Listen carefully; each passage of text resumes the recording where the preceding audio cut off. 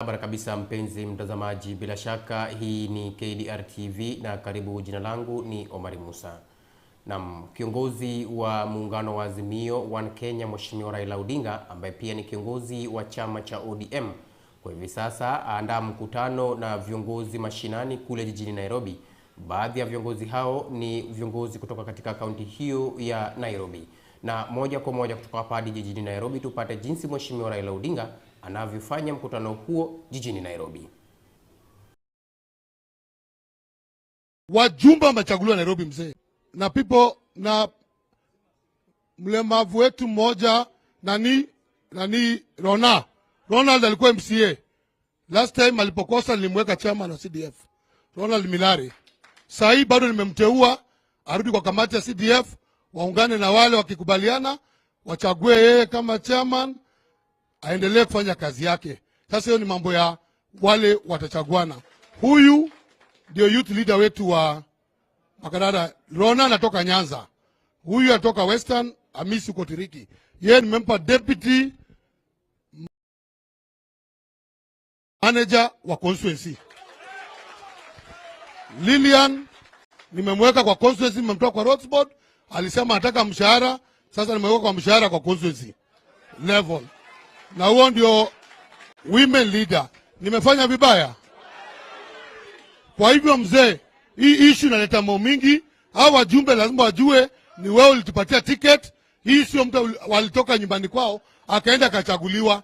Kila mjumbe alete jina ya mwenye amepatia na tuone pia mshahara ile amepatia na huyo. Kwa sababu hatuwezi kupatia mzigo yote baba. Kwa sababu kuna walemavu kwa kila constituency. Kuna walemavu katika county. Baba hawezi chukua kila mtu. Na tutaki kusuwa baba wakati huu. Baba lazima apate nafasi yake ya kureflect vile atatuongoza kule mbele. Mimi kama chairman wenyu nataka ieleweke, kila mjumbe tuko 14. Kila mjumbe, hata Senator Sifuna, hata women representative Pasaris, kila mtu akupatie jina ya mwenye ameweka na mshahara yake. Hiyo naomba ifanywe. Ndio tusisumbue kila wakati tunasumbua baba, si ndio?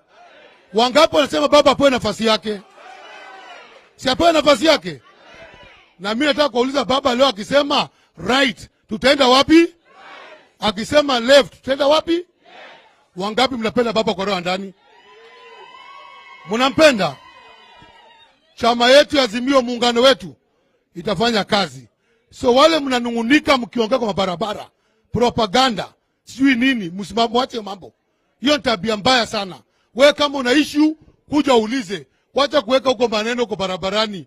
Ati huku. Wachana hiyo. Tujenge Azimio. Kama kazi hauna, majority yako hapa, speaker yako hapa, tuende pamoja, si ndio? Kwa jamii zetu zile ziko Nairobi. Nataka kushukuru baba. Huyu Madam Shiro kuja. Huyu mama amesimama na wewe sana. Na kwa list yetu ya Nairobi alikuwa namba 2. Amepata ama kupata? Na yeye ni kabila gani? Na mimi ni kabila gani? Baba na ukabila? Hebu sema dakika moja. Baba, mimi nataka kushukuru sana. Ni kwa sababu nimekuwa mwaminifu kwako na pia wewe ukanikumbuka. Mungu akubariki sana. Nimeshukuru kwa sababu jamii yangu ya Wakikuyu walikuwa nafikiri nimepotea, wamejikuta hao ndio wamepotea, mimi nilikuwa right. Kwa hivyo asanteni sana, Mungu awabariki, tutafanya kazi pamoja. Simama tu hapo. Wale MCAs wako hapo wasimame. MCAs wako hapa, pole majority hawakuwatambua. Hao MCAs ni wetu, si ndio? Kuna Masiza, mimi nataka kusema na ukabila, yeye ni Mluya. Bosire, huyo Jekonia, Palestazo, Kados, Meru. Hapo nyuma, hapa,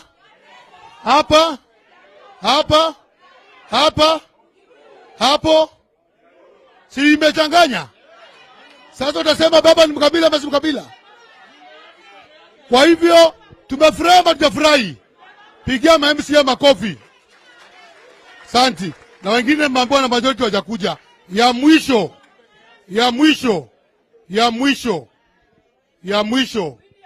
Hii mkutano imeitwa na baba kama kinara wetu, mgombea kiti cha urais wa Azimio.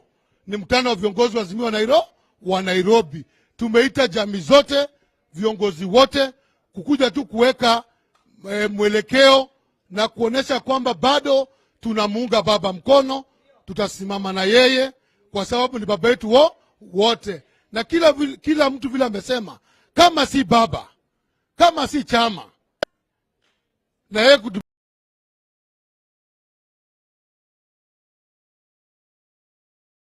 baba mkono, tungepata hizi viti? Si baba tufanyie heshima. Kwa hivyo vile atatuambia siku ya leo, kwa sababu mkutano wake, alafu akishaongea wale kidogo wawili, alafu tufunge mkutano. So kwa nafasi hiyo nataka kusema baba, asante kwa heshima umetupatia kama wanazimio Nairobi. Asante sana.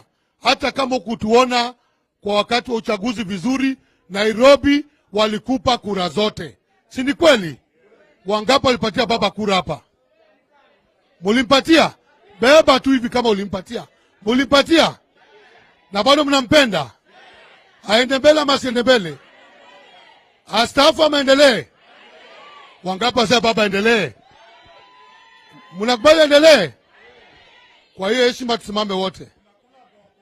Aende mbele Raila aende mbele Raila aende mbele na baba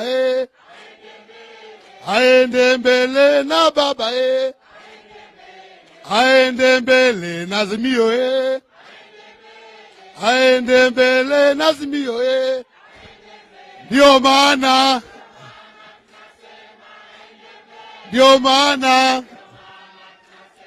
wacha nione mkono. Ndio maana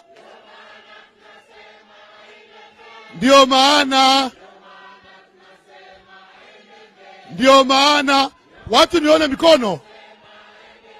Ndio maana. Thank you.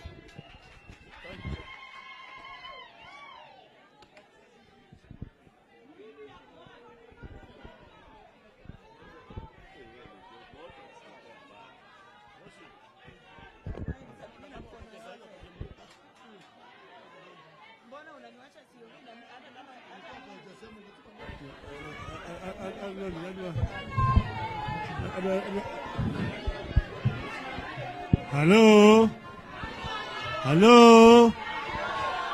Azimio.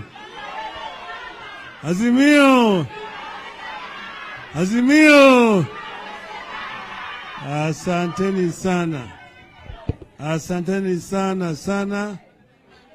Mimi nina furaha kuona nyuso zenu. Sasa kwanza mimi nataka kusema pole sana kwa walemavu. Yule jamaa ameongea sana tena na hasira mingi.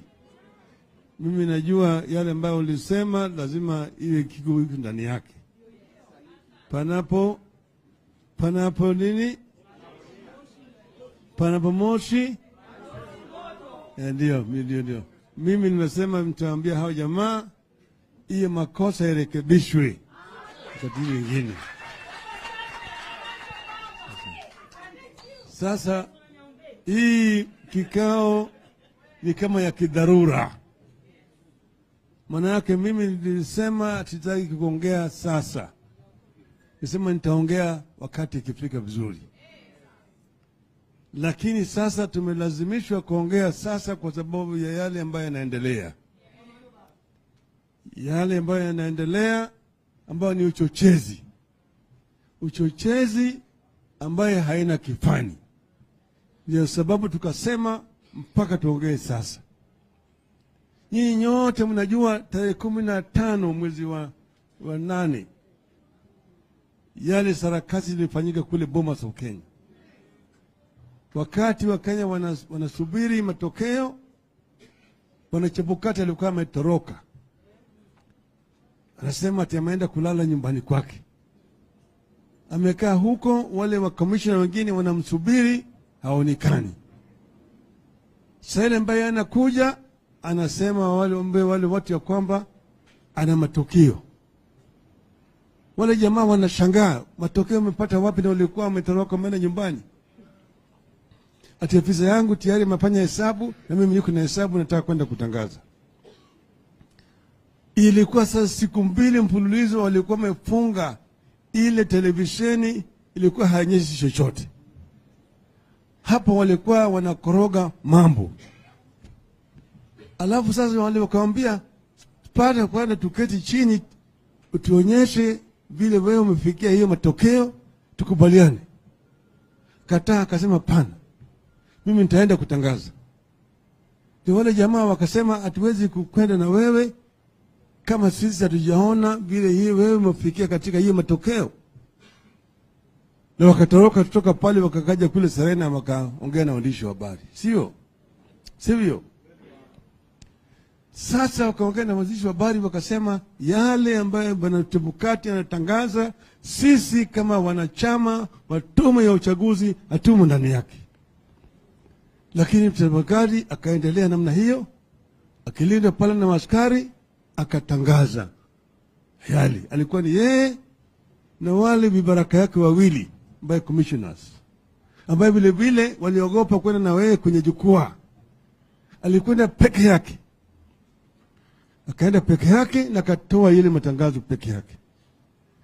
Sasa tume ya uchaguzi iko na wanachama 7. Wanachama 7, 4 miongoni ya 7 ndio majority. Walisema ya kwamba wao hawakatai yale matokeo Chebukati yalitangaza. Sasa jamaa wakaendelea.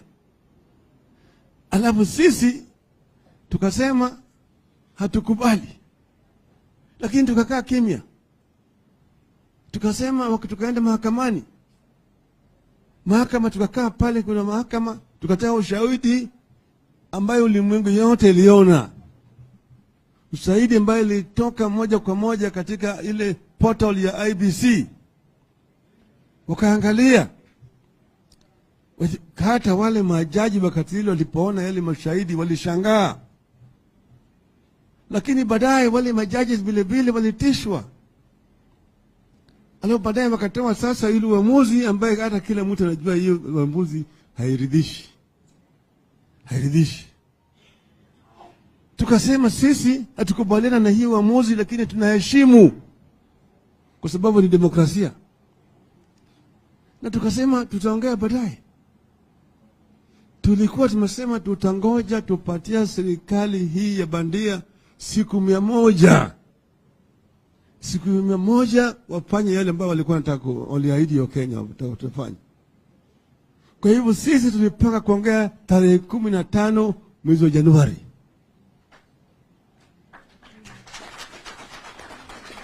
Lakini sasa wamelazimisha sisi.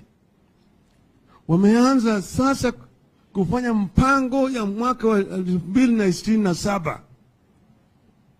Wameanza sasa kwa kwanza kufanya njama ya kutoa wale 4 ambao walisimamia uhaki. Ati mpaka hao watolewe. Kisheria inatakikana Bwana Chebukati, maana yake tamu yake imeisha, ingetakikana tarehe 1 mwezi jana angeenda kwa kitu inaitwa terminal leave. Aende kule akingoja kustaafu tarehe 17 mwezi Januari. Lakini ameapa ya kwamba hawezi kutoka mpaka hawa 4 watoke. Manake yeye anajua uchafu ambayo yuko pale ndani na picha. Bado wanakaa pale katika tume ya uchaguzi. Bwana Chebukati na wale wenzake. Wao ndio wakati huu hata wanafanya yale by elections zinaendelea, wanazidi kufanya hapo. Sasa wakaleta wataweka ile kamati ya bunge inaitwa JLAC. Wametoa ripoti yao. Jana mliona katika bunge kaendelea ikapitisha kwamba hao watu wasimamishe kazi, alafu rais aende aweke tume ifanye uchunguzi ili hao watolewe katika tume ya uchaguzi. Makosa yao ni nini? Manake wao walikuwa wamelinda ukweli. Na vile mimi naongea na nyinyi sasa hapa namna hii, Bwana Ruto tayari imeshateua hiyo tume. Tayari imeshatoka gazeti, weka tume ya kutoa wale katika nini? Katika IBC. Alafu vile vile walipitisha jana sheria ati sasa wanabadilisha namna ya wale ambayo watateua makamishna wapya watateuliwa. Hiyo panel ambayo inatakikana iteue wale watu, vile vile ataweka watu yake na vibaraka vyake, ili wao sasa waendelee, ili wateue wale wanachama wapya wa IBC ambaye itafanya rigging yao ya 2027. Hiyo ndio inafanyika hapo. Kwa hivyo ni sababu tukasema tukikaa namna hii, wewe unakaa na mtu ananoa kisu, unajua kama hiyo kisu akimaliza kunoa ataweka kwa shingo yako, wewe ni mpumbavu. Ndio sababu tumesema wakati imewadia sasa ya sisi kutoka na kusongea kwa kauli moja na wananchi wetu na wanachama wetu. Tumesema tunataka ushauri na wananchi. Tutakuwa na mkutano na wananchi ya kufanya ushauri, kuuliza wananchi kama wao wanakubaliana na ile njama ambayo inapangwa na serikali ya Ruto na vibaraka vyake. Hiyo ndio sababu tumeamua kuongea siku ya leo. Siku ya leo tunaanza mapema, manake sisi tulisema Ruto, endelea, timiza ahadi yako na Wakenya, tuangalie uliotoa ahadi. Ingine ulisema ukiweka Biblia chini, hii na hii utafanya. Ndani ya mwezi moja bei ya mahindi itarudi chini kutoka 200 hadi 70. Bei ya mafuta itarudi chini. Gharama ya maisha itarudi chini. Kodi ya nyumba itarudi chini. Utaleta hata fund ile ya kina mama na kadhalika. Na yale yote ulitoa ahadi. Ndio tulisema tumwache Ruto afanye yake, Wakenya waone. Lakini sasa yeye ameanza vita na sisi. Yeye ndiye ametangaza vita. Ametangaza vita. Anataka kugawanya nchi hii. Anataka kugawanya nchi hii, na tunasema hatuwezi kumkubalia yeye. Anataka kurudisha Kenya chini ya utawala ya chama kimoja vile ambavyo sisi tuliona wakati mwingine. Anataka kutoa sisi kule tulikuwa naelekea Canaan, kurudisha sisi kule Misri. Tunataka kumwambia yeye kwamba sisi haturudi Misri tena. Hiyo ndio sababu tunasema tunajua vile Wakenya wanapiga kura. Tulishinda kura hii na kura mingi zaidi. Na mimi najua ukweli utatoka. Ukweli utatoka. Ukweli utatoka. Kwa hiyo mimi siwezi kusimama kukaa kima namna hii. Wezi wakijaribu kufanya maovu kwa Wakenya. Hii ndio sababu mimi naambia Wakenya wakati umefika. Kama sio sasa, ni sasa hivi. Sawa? Hiyo ndio sababu mimi kuna hapa na statement nataka kusoma sasa.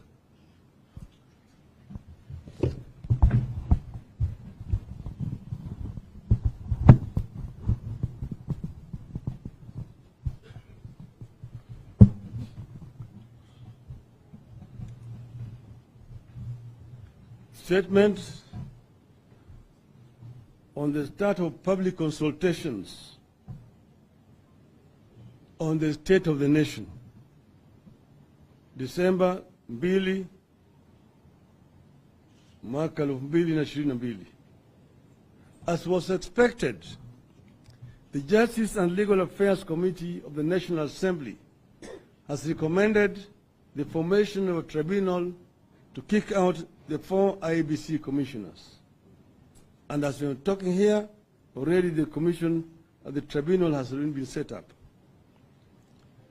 The outcome was predetermined and there was clearly no need for JLAC to spend taxpayers' money purporting to be giving a hearing to the 4 commissioners. You have said before, and we will say it again, the tribulations of the commissioners are not about 2022 elections. This is about 2027 elections. That is why it is not Wafula Chebukati facing JLAC, despite being indicted by the Supreme Court.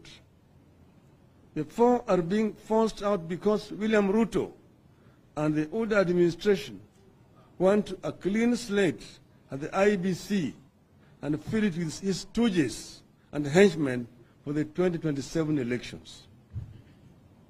Mr. Ruto wants to rig the 2027 elections in 2022. The Uda is on the campaign trail for the 2027 elections in 2022. If that is what the administration has decided to prioritize, we are ready to join them down that path. As a mere party, our concern and fear is that we have been here before.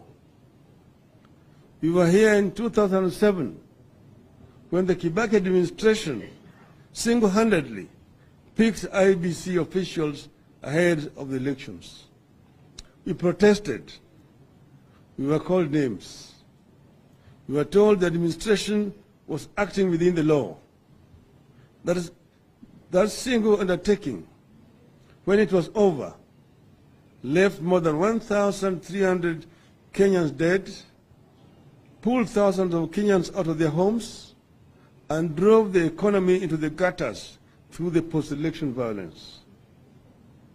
As happened back then, UDA is amending the laws governing the appointment of IBC commissioners to allow the administration complete leeway to pack the commission with his henchmen. You have gone back way before. We have gone back that way before the IPPG deal that allowed the government and opposition specific numbers at the commission.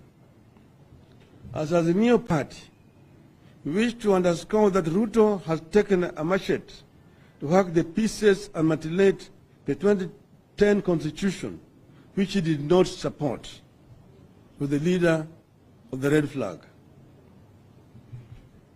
We are witnessing the emergence of a darker form of dictatorship than what we witnessed under KANU.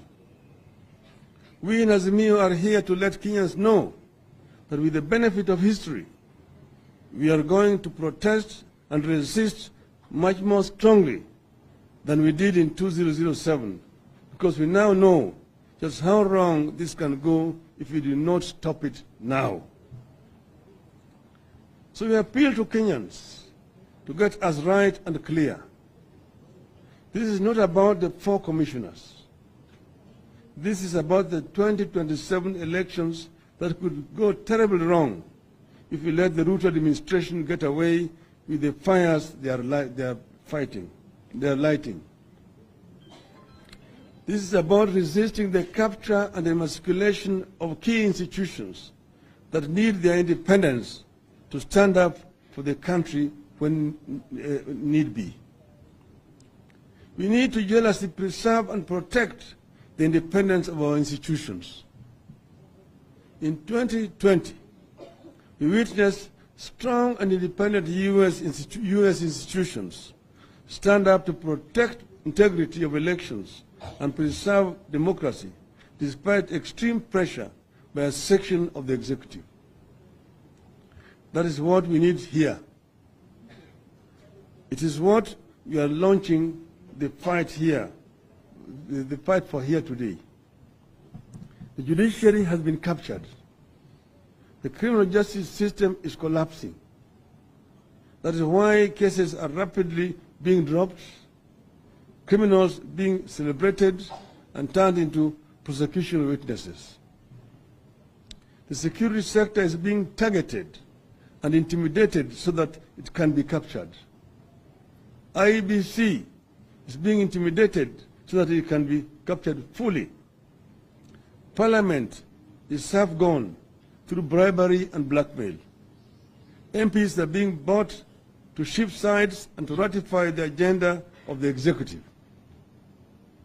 If all these institutions submit to orders schemes, we are in a real danger of losing everything we have fought for and won over the last 30 years. We are in a real danger of starting back to the 1980s. As Azimio, we are here to announce our readiness to stop that slide into the past. We are here to announce that we are rolling up our sleeves to stop the Ruto administration from taking us back to the days when Parliament changed or enacted very serious laws within minutes at the behest of the executive. We are here to announce that we will stop this country from going back to the days when the judiciary had cases in the middle of the night and dispensed sentences prescribed by the executive. We are here to announce that we will not allow this regime to take us back to the days when police were mere hit squads doing the bidding of the president. We are witnessing extremely skewed appointments to the public office by this administration. We are here to announce that we will not allow this country to return to the era when public service was run by members of one or two communities because the president was insecure and saw enemies out of every tribe other than his own tribe. We are here to stop a return to one-man rule through executive fiat. As we talk now, we are told a ship has docked in Mombasa with thousands of tons of maize. That importation came through the executive fiat. We maintain our rejection of the GMO foods and crops. Azimio therefore calls on patriotic Kenyans to be vigilant and stop the Ruto administration from dumping that maize at the port until we know its nature. Fellow Kenyans, I've been around with you for long. Millions of you voted for me in the last elections. We won that election. Millions of you call me Baba. I raise these issues because I have witnessed a dictatorship emerge and bloom. I have witnessed self-proclaimed God-fearing leaders preside over the persecution, false prosecution, and even murder of innocent Kenyans. I have witnessed an insecure administration run our economy to the drains. Those who witnessed this era with me should tell our young people the painful struggle it took to get the freedom we have today. Let us share our eyewitness accounts and experiences so that of that era with our children. There's a real danger that we are heading back to the 1980s. We should be ready and willing to work with those sections of our society that have always stood up for the nation when perils reared their head. The civil society, faith leaders, academia, and workers' unions. I would not wish any Kenyan to go through what some of us have been through. But I am fearing for Kenya. I'm fearing for my country. We have to stand up now because later it will be too late. We are ready and willing to work with those sections of our society that have stood up for the nation when perils reared their ugly heads. The society, faith leaders, the academia, and workers' unions. That's why from today, we announce the launch of that pushback we talked about a few days ago. On the 7th of December, that is Thursday next week, at the historic Kamukunji grounds here in Nairobi, we will launch a public consultation. I repeat, on the 7th of December, at the historic Kamukunji grounds here in Nairobi, we will launch a public consultation with the people of Kenya to brainstorm on the direction the country is taking. Then we will return to Kamukunji grounds on the 12th of December to continue with these consultations on the state of the Kenyan nation, and also to have a prayer for Kenya, a prayer for democracy in our country, which is right now under a threat by this administration. Finally, we wish to remind Mr. Ruto that this country has had a system like the one he is trying to reinvent. We fought that system. We brought down that system. We will do so to the one he's inventing now. We will bring it down. Let us all stand up for our country before it is too late. Thank you. God bless you. God bless Kenya.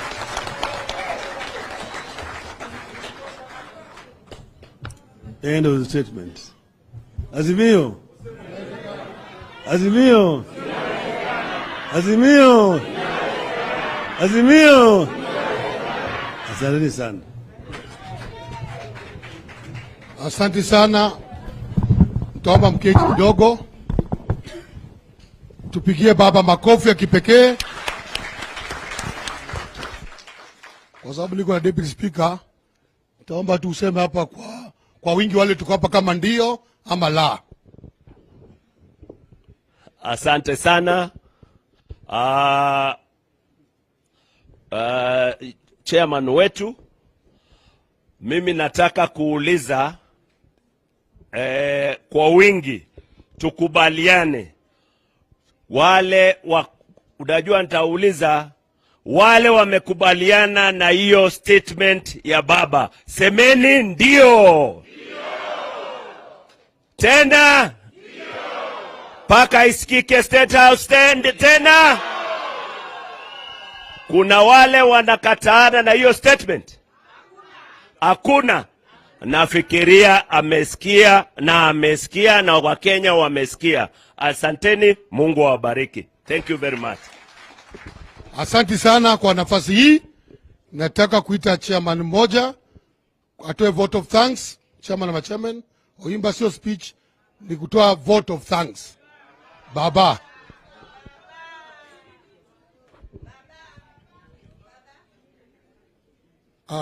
President wetu katika Jamhuri ya Kenya na viongozi wote na delegate wote, hamjambo? Anaka sasa wa statement. Hapo hakuna tena kusema. Sisi tumeshakubali, tutatii. Na hatuna mengi. Party leader hatuna mengi. Wewe ndio president wetu, ukisema left tutaenda hivyo. Na ukisema right tutaenda hivyo. Na hawa chairman wote, manake chairman wetu amesema utupangie siku tupate nafasi tukae na wewe. Tunataka tunyoroshe Nairobi.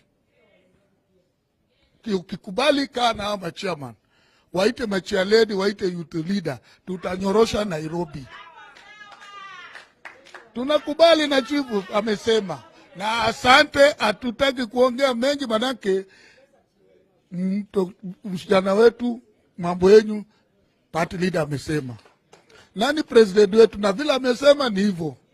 Kwa niaba ya delegate wa Nairobi tumesema ni asante, na sisi tuko nyuma yako, saa yote ukituita tuko ready. Asante sana.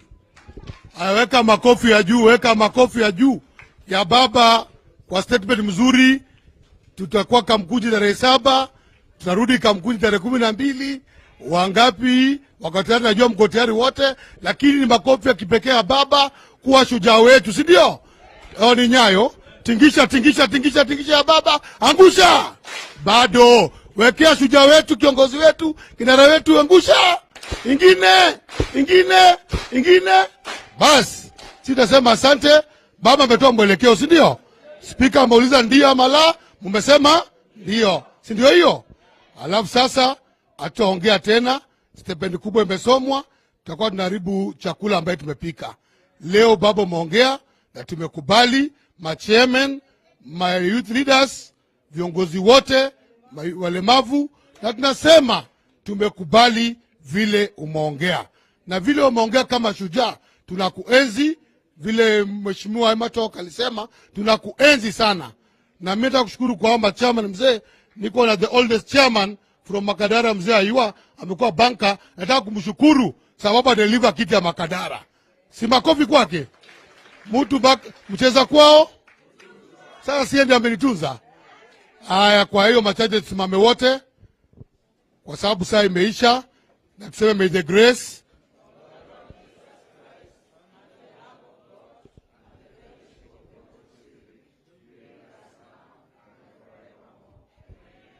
Ningeomba tu mkae hapa, naomba tu MCAs na mbaba tu hold kwa hapo room kidogo, na ndio tumruhusu yaende. Nyinyi viongozi mtulie tu kidogo, tutaminda rudi hapa, sawa?